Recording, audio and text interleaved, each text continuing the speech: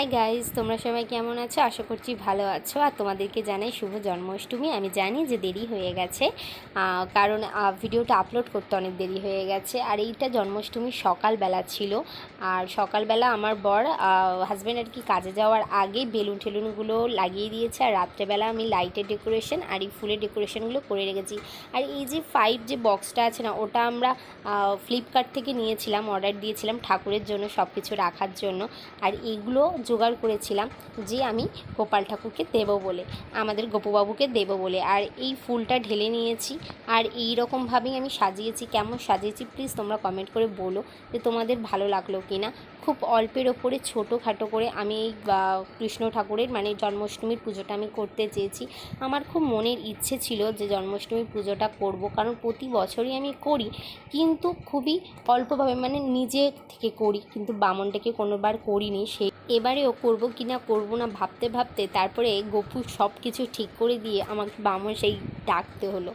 সব কিছু বলে না, ঠাকুরের হাতে, ঠাকুর যদি জল খেতে চায় তোমার হাতে সব কিছু তোমার জোগাড় হয়েই যাবে। সত্যি আমার সাথে সেটাই হয়েছিল। আর এই যে সামনে যে আলপনাটা দেখছো, এই আলপনাটা ছিল না।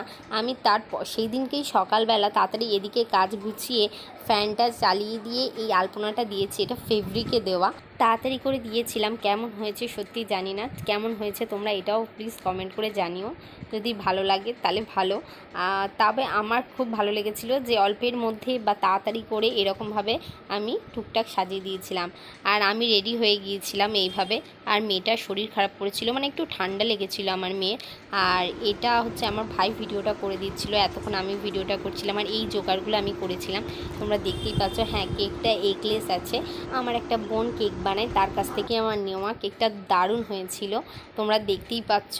আর এই যে আমার গোপুসোনাকে এইভাবে সাজিয়েছিলাম, আর ননি টনি সমস্ত কিছু জোগাড় করে দিয়েছিলাম। আর এইদিকে আমার লোকনাথ বাবা বসে আছে। এই ঠাকুর, মানে এই ঠাকুর ঘরটা আমার শুধুমাত্র ঠাকুর রাখা আছে, আর আমার সেলাইয়ের জিনিসপত্র থাকে টুকটাক। আর ঘরটা বাদবাকিটা পুরো ফাঁকাই পড়েছিল, যার জন্য সুন্দর করে সাজিয়েও আমি দিতে পেরেছি। আর এই রকমভাবেই আমি সাজিয়েছি। আমার যাও আমার সাথে পুজো করেছিল, খুব ভালো লেগেছিল একসাথে পুজো করে। প্রথম বছর আর কি আমি বামুন ডেকে পুজো করলাম, আমার প্রচণ্ড ভালো লেগেছে। আর গোপালের সত্যি সত্যি ঠাকুরের কোনো কিছু খেতে দেওয়া বা ঠাকুরকে সমস্ত কিছু জোগাড় করে দেওয়ার আনন্দটাই আলাদা। যখন আমার প্রথম ঘর হয় আমি ঠাকুরটাকে এখানেই রাখি, এই ঘরটা যেহেতু বড়। আর তখন থেকে একবারও আমি বামুন ডেকে পুজো করিনি, নিজেই পুজো করে গেছি। সেই জন্য আমার খুব মনের ইচ্ছে ছিল যে অন্তত বামুন একটুখানি এসে অন্তত একটুখানি আমার ঘটে জল দিয়ে যাক। যাই হোক, বামুন চলে এসেছে। আর তোমরা সবাই একটু পুজোটা দেখো। Shraddha Uchchina Shirokakam Bhavandakaram Bhuyam Avayam Bhagam Shrivadukkhinatanigang Mahavekam Pravang Samatata Jaivatikam Bharim Manda Pushpam Kling Lakshmani Dharmaikalikavam Padmam Kling Kalikavai Namaskam Kling Kalikavai Navam Urubham Kling Kalikaram Kling Kalikaravam Esham Navitakam Vishani Viddham Kling Kalikavai। সারাদিন নির্জলা উপোস করে বামন খুব অল্প পরিমাণ পুজো করে দিয়ে গেল। হ্যাঁ, মনটা যেন পুষলই না। এখন সত্যি সত্যি বামন ডাকলে মনে হয় যে পুজোটা যেন কত তাড়াতাড়ি হয়ে গেল। আর এই দেখো সন্ধেও হয়ে গেল আর পুজো শেষ হয়ে গেল। এবারে আমি প্রসাদ সবাইকে দিয়ে দেব।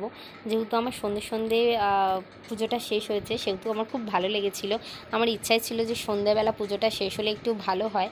আর এখানে পুজোটা শেষও হয়ে গেল। আর আমার ভিডিওটা কেমন লাগলো প্লিজ তোমরা কমেন্ট করে জানিও, লাইক এবং সাবস্ক্রাইব করে দিও যদি একটু ভিডিওটা ভালো লেগে থাকে। আর এই যে আমার গোপাল সোনা, আর কেমন সাজিয়েছি, কেমনভাবে পুজো করলাম আমি তোমাদেরকে সবটাই শেয়ার করলাম। যদি কোনো ভুল ত্রুটি হয়ে থাকে প্লিজ আমাকে ক্ষমা করে দিও। আমার মতো করে আমি পুজো করেছি আমার গোপাল সোনাকে। আর তোমাদের যার যার ইচ্ছা আছে প্লিজ গোপাল সোনাকে পুজো করো নিজের মনের মতো করে। অনেকে অনেক রকম কথা বলে, অনেকে অনেক রকম বিধান দেয়, বাট মন থেকে যদি ঠাকুরকে ডাকো আমার মনে হয় সত্যি ঠাকুর সাড়া দেয়, যেটা আমার দিয়েছে আমার মনে হয়। ঠিক আছে, এত পর্যন্তই ভিডিওটা রাখলাম, অনেক জ্ঞানের কথা বলে ফেললাম। টাটা, বাই বাই, তোমরা ভালো থেকো, সুস্থ থেকো, আর নতুন একটা ব্লগের জন্য অপেক্ষা করো।